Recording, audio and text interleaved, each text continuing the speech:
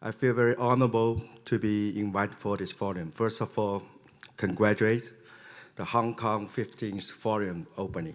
Okay. Several weeks ago, my boss, Chairman Ding, his name is Mr. Ding. Okay, Mr. Ding called me and they say, "Oh, James, we got the invitation from TDC, Hong Kong TDC, and because I will be out of town during that period. Please go to Hong Kong to deliver speech." So I talked to my boss. Wow, I mean, boss, recently we are super busy for 2015 budget. We are also super busy for coming trade shows. How I can escape from my hometown and to be here. And he said, okay, we are listing in Hong Kong, so you just there and see what happened, because I've never been there, okay? So for that forum. So I come this morning, and I feel a little bit worthy for me to be here because two things. One, I got a free ticket, free accommodation to be here. It's kind of a free trip to Hong Kong, which is a very interesting for me, okay? Even though I've been Hong Kong many times. The second point, yeah, it's kind of great opportunity for me to give a presentation for the people, for the other businessmen all from the world, and to let you really understand who's ANTA, what we really stands for, how we make successful in China. And it's kind of a free propaganda for the company, so it's really worthy. So thank you very much. Okay, thank you, TDC, to invite me here. Thank you. So my presentation we're divided into two parts. One, obviously, introduce my company. So it's all on the PPT. Okay, you will watch. A little bit fun. You will see a video about my company. And the second part, because there are so many questions related to occupying Central. So as a local Chinese people, I'd also like to share my view on this and also my hope for Hong Kong in the future. So without the PPT, okay? So who's ANTA? I give you a very short snapshot of the visuals to let you have an understanding about ANTA company. Please take a look.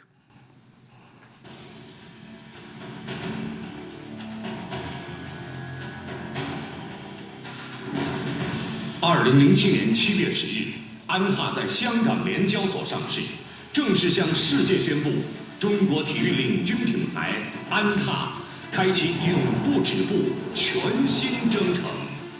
自2009年与中国奥委会签约，安踏正式成为中国奥委会及中国体育代表团合作伙伴。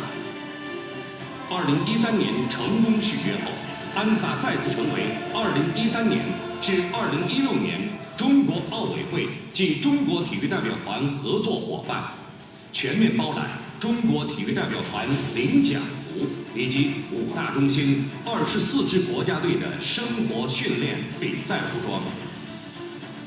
温哥华冬奥会、广州亚运会、伦敦奥运会、索契冬奥会、仁川亚运会，一座座冠军领奖台，一次次体育传奇。安踏伴随体育健儿一路走来，永不止步。从欧洲篮球联赛 MVP 路易斯·斯卡、NBA 传奇球星凯文·加内特，到新生代顶级控卫拉贾宁多、高富帅潜力前锋钱德勒·帕森斯，从中国篮球到 NBA 产品，10年篮球，10年坚持，10年激情，实力无价。从世界网球名将杨科维奇到中国女子网球领军人物郑洁，从中国乒乓球传奇人物孔令辉王后到新一代领军人物奥运冠军张继科、世界冠军刘诗雯，无论是跳水女皇郭晶晶，或是2届奥运冠军世界拳王邹市明，安踏携手各界体育精英，共创光辉传奇，永不止步，冠军龙虎，闪耀温哥华、伦敦所寄，缔造无数传奇。永不止步的品牌精神，又让安踏坚定地走在体育公益事业的道路上。安踏联合中国奥委会冠军基金、萨马兰奇体育发展基金会共同启动奥林匹克公益合作联盟。安踏爱心桥推动我国青少年体育运动发展。安踏与中国奥委会携手奥林匹克日长跑活动，在全国多座城市同时开启跑不止步。安踏代表中国体育品牌，体现中国体育精髓，永不止步。Okay, this is my company. Thank you for watching.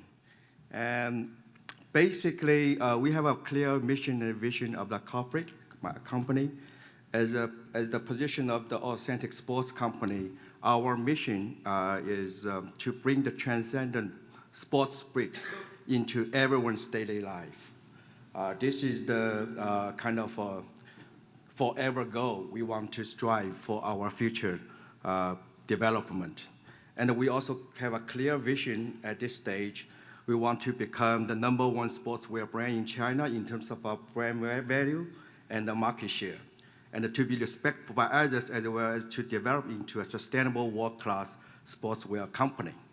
So this is our mission and our vision. And ANTA as a group, right now we have 2 brands in our hands. Basically, you see from the chart, I mean, in China, we have a very clear segments on our industry, sports industry. We call the low-end market, mass market, and high-end market. Right now, ANTA has 2 brands. One is ANTA brand, obviously. We are sitting in mass market, which is in the middle, medium market size. And we also acquired Fila since 2009. Right now, Fila brand being positioned in high-end premium market, positioned as sports fashion brands.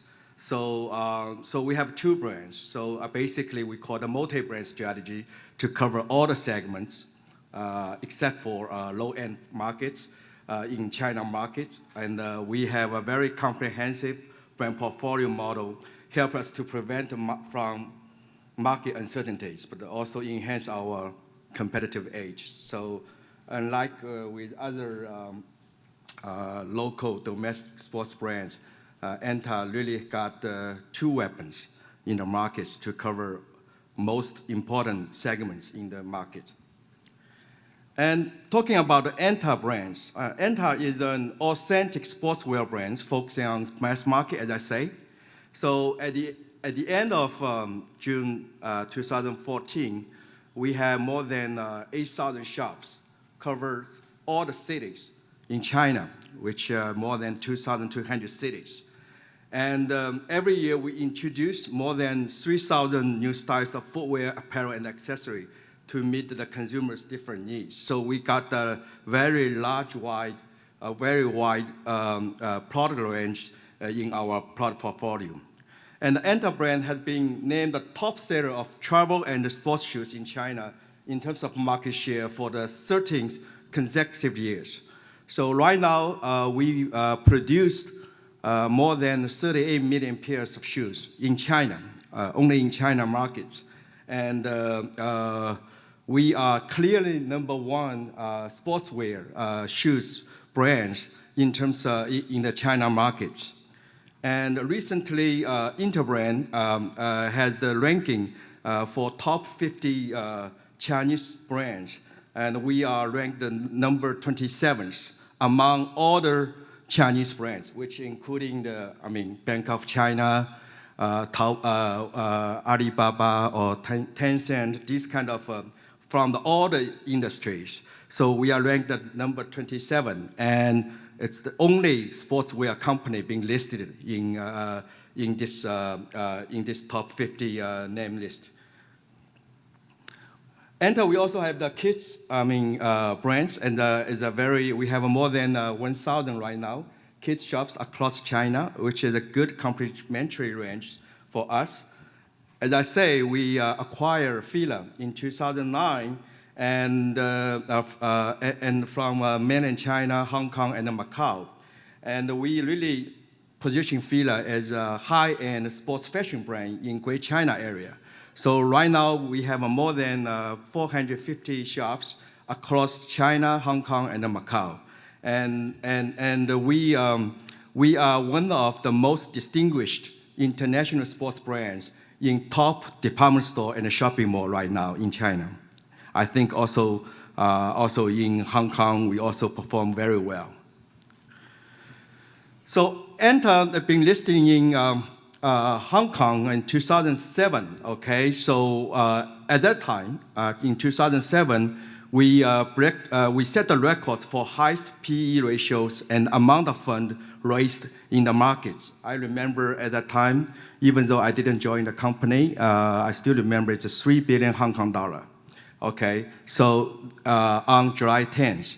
So that's basically set the records for the coming Chinese enterprise. And then there's obviously some big enterprise coming, they raised more money, but at least, at that time, we set the record. So why we come to Hong Kong? I think Ms. Zhou already gave you a lot of reasons. So I just highlight some key elements why we choose Hong Kong instead of domestic Chinese markets. Because, at that time, our owner really think Hong Kong got a very diversified financing channels, which can really not only help for the kind of a big state-owned enterprise, but also has huge beneficial to a medium, small size company. Here, to which can give them, give this kind of a company a lot of opportunities to raise the fund. So that's the thing we think it's very important for the company with medium or small size.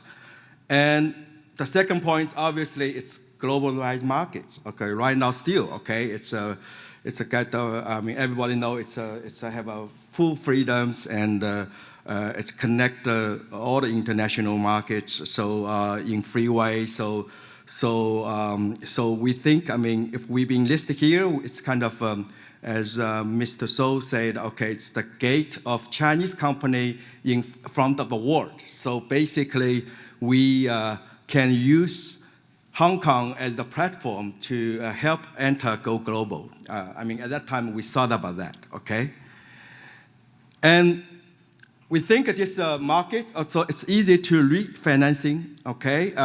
It's not got a huge barrier for the company if they really need extra fund to merge acquisition or to have further developed. So it's pretty easy to find a financial institution in Hong Kong instead of in China to raise the fund. And also, obviously, it's convenient. Okay, it's very convenient, especially there's a lot of financial tools to help the local company to get more financial support from these markets. So that's the four reasons we listed in Hong Kong. So after listing, okay, we look at the performance of the group. You can tell, okay, we have fast growth, very fast growth before 2011. So every year we have more than 20% growth. And by 2011, our revenue reached 11 billion Hong Kong dollars. But some of you may be aware, after 2011, 2012, 2013, sports industry in China, especially in China, faced some huge inventory stock issues. So we also faced similar situations, and the sales through also got stuck. Okay, so there's too many sports brands. There are more than I would say I roughly calculate that. Okay, by the end of 2011, we have more than 70,000 sports dedicated outlets, dedicated stores in China. So you can imagine that. Okay, in US, you can tell McDonald's got the most of shops. They got the 14,000 shops in US. Okay, in China, sports shop got 70,000 by the end of 2011. So you can tell the market really been saturated. And we face also, ANTA also faced tremendous challenge in the past 2 years. 2012, 2013, you see our business revenue get slightly down. Fortunately, we make a lot of reform in the past 2 years. And in 2014, this year, we see we can go back the level, similar level at 2011. Okay, so in the first half of our annual semi-report, you can tell our business already grew 22% in the first half of 2014, which is very lucky we come back, okay? And you look at our net profit, okay? Our return on our revenue side. So it's basically, we also had a very good profit margin and the profit gains in the past 8 years, okay? So obviously 2011, we make more monies, okay? And 2014, this year, we will go back the level at 2011. So our profit margin more or less close to 19%, so which is also the highest profit margin among all the sporting goods in the world. And look at our ANTA's market cap, okay, which is more interesting for you guys to see till last Friday, our market cap is 40 billion Hong Kong dollar, which is larger than the total of other 7 sporting goods company being listed in Hong Kong's market cap. The sporting goods company. So these 7 sporting goods company put together, their market cap is lower than us. So we are right now, I read the recent number, we are right now around the world, we are right now, in terms of market cap, we ranked number 6, okay, including some brands, some multiple brands like a VF Group, some very large group, okay, so we are ranked number 6 in the world in terms of our market cap. So, you can tell the investment investment institution really give us a lot of appraisal, on our business result. Since listing, okay, 6 years, okay, 2007 to 2013, 7 years, I will call this a 3-5 billions, okay, 3-5 billion RMB. So we paid over 5 billion RMB tax in the past 7 years. We distribute our dividends more than 5 billion RMBs. And right now, our cash flow more than 5 billion RMBs. So which demonstrate this company, this group, really, after listing, we have a very good, healthy business result in the markets. So this 3-5 billion can really tell the story. So why we can do that? Why we can do that? So I come out with one word, very simple, which is innovation. Maybe most of you say, okay, it seems innovation not relevant to a Chinese company. But I think it's an old traditional concept, okay? But right now, innovation is one of I would say, is the most important element for a successful company in China. So we clearly know who am I. Basically, ANTA is positioned as an authentic sports brand focusing on mass market. And our key top competitive edge is provide the best value for money products to wide range consumers. What does that mean? Okay, that means the same level quality of products compared to international brand, we definitely have a much lower price, but with the same quality. If the quality, we have the same price, if we have the same price versus our international peers, we definitely have better quality on our products in terms of the material and the functionality. So that means value for money for the ANTA. So we always stick on that. So that's why we can sell more than 38 million pairs of shoes every year to the markets. And that's why we can cover 2,200 cities in China.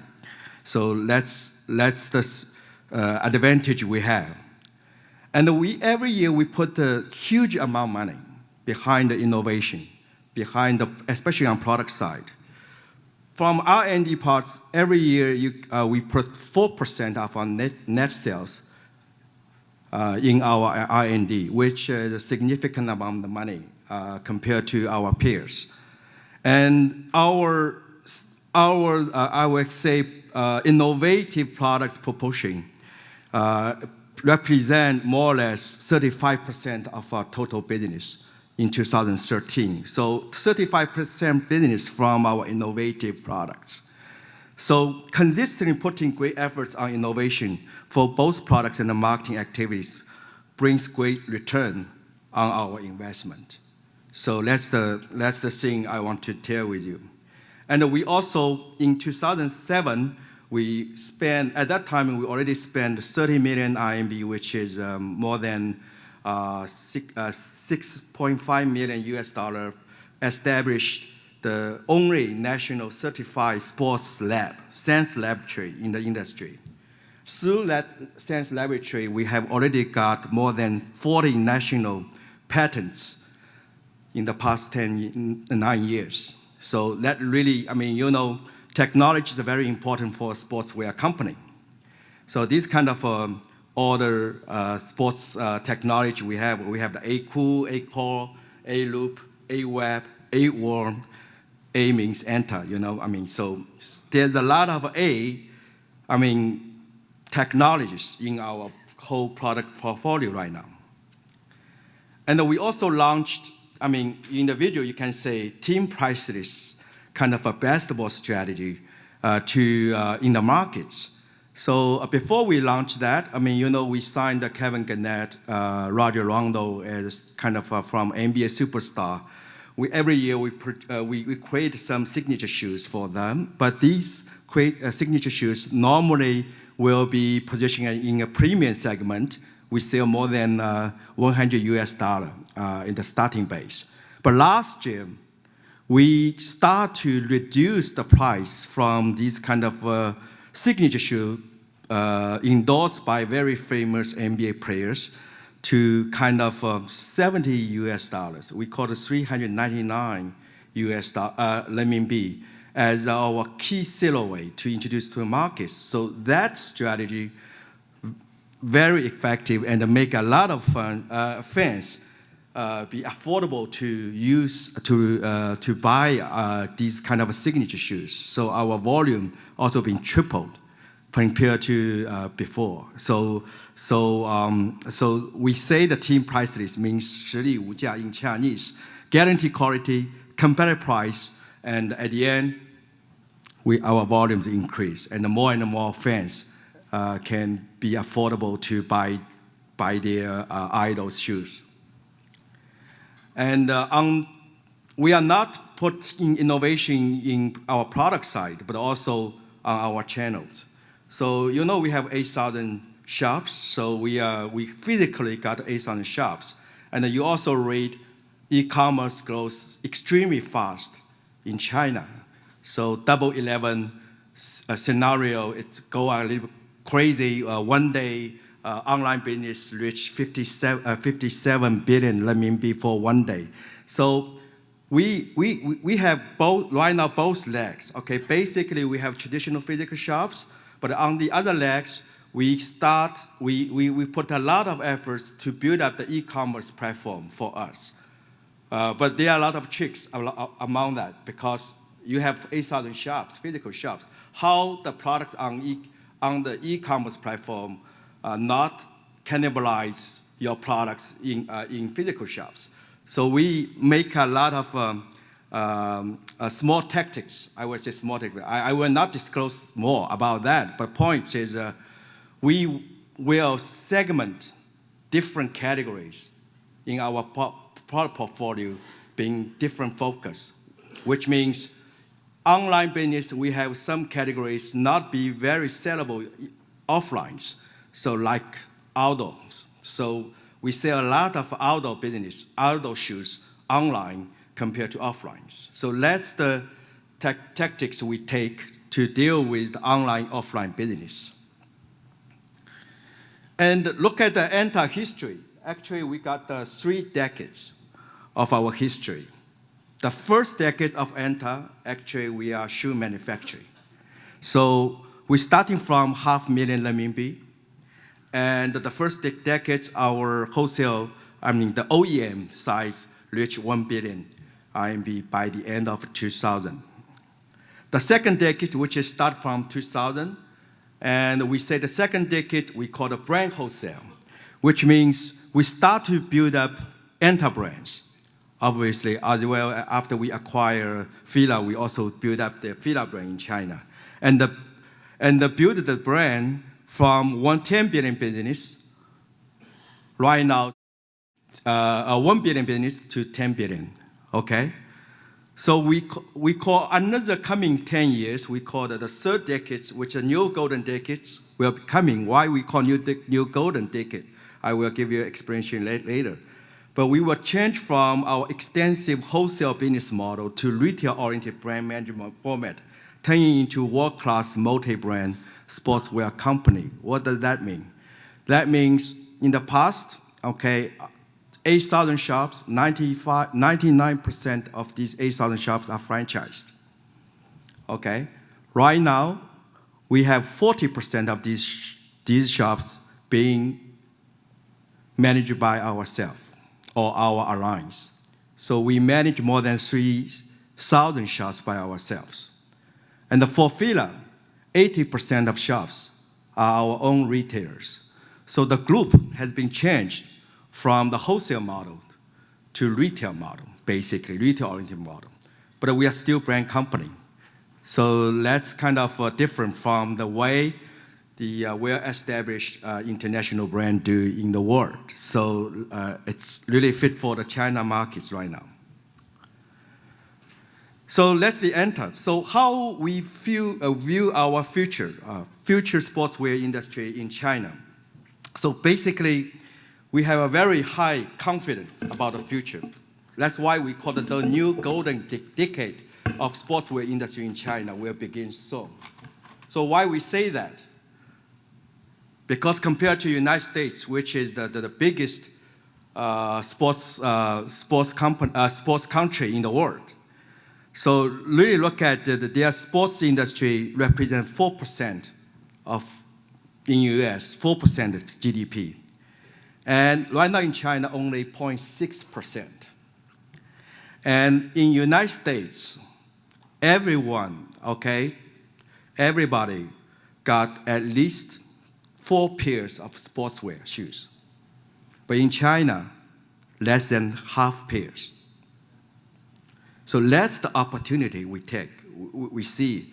Okay, we really look at the China's in the sports industry. It's still on, I say, infant stage.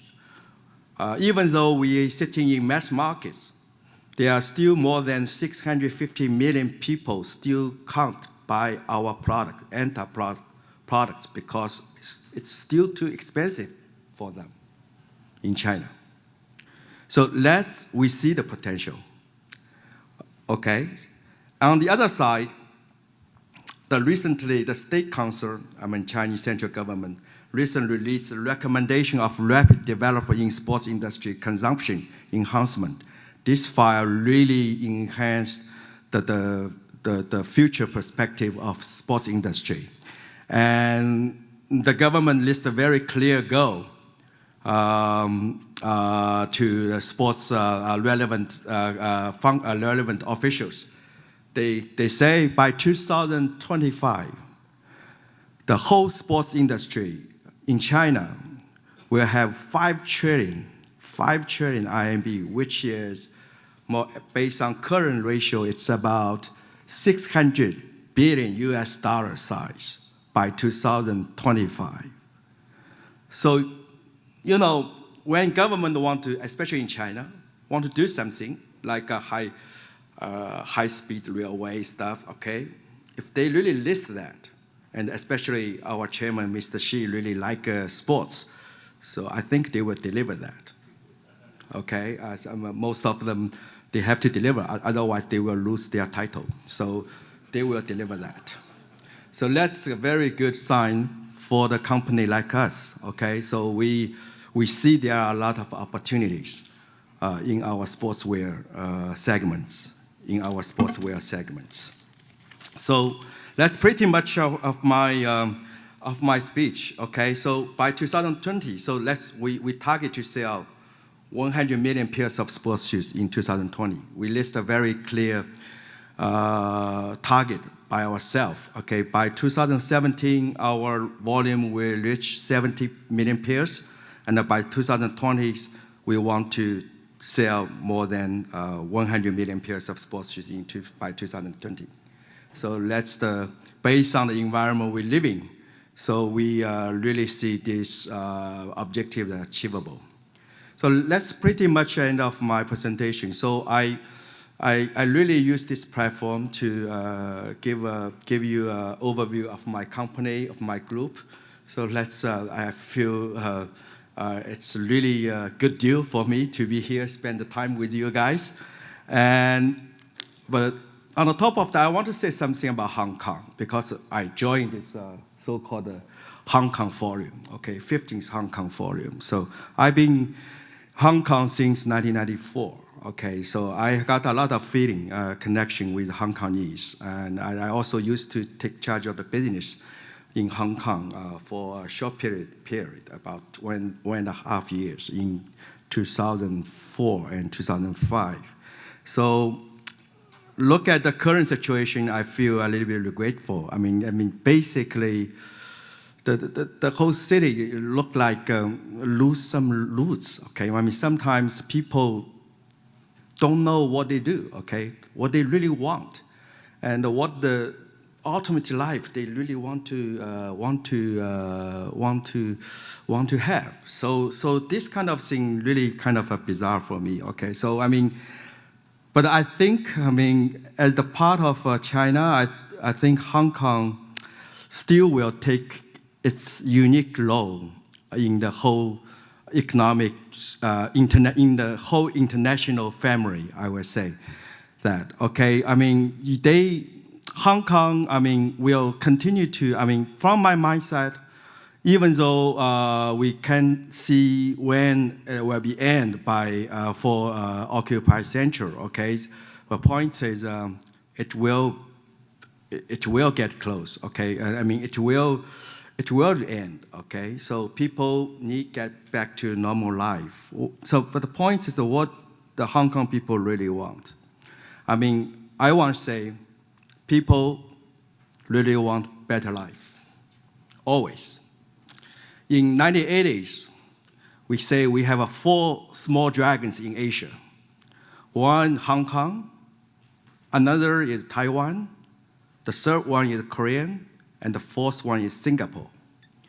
And at that time, 1980s and the 1990s, Hong Kong always been named #1 among these 4 small dragons, okay? But when you look at right now, it obviously lose to Singapore. So why that happened? So people need to think about that. It's not about the central government from China. It's about the Hong Kong itself. Hong Kong government need to consider how to make people, Hong Kong people living better. This is the thing 1994 I come here. I look at all the residence area, and 20 years later, it's all the same. You can see all the, I mean, how to say, we say the cooler machines all still hang out the buildings, and the building are scratched. I mean, they are the dusty on some small buildings. Nobody really care. So that's the thing I think Hong Kong government really need to understand the people's needs, to give the best hope and the perspective for the people living in Hong Kong. And I mean, it's not the students just on the street say, okay, I need a free vote for somebody, okay? I think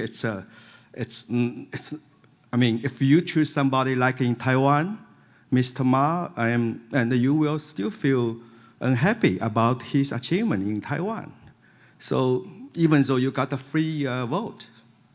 So I mean, it's the thing I want to say, okay, I still got a lot of feeling with Hong Kong, and I hope Hong Kong can be stabilized very soon, and Hong Kong government can start to really think, to make people have better life in the future. Then Hong Kong will have better future.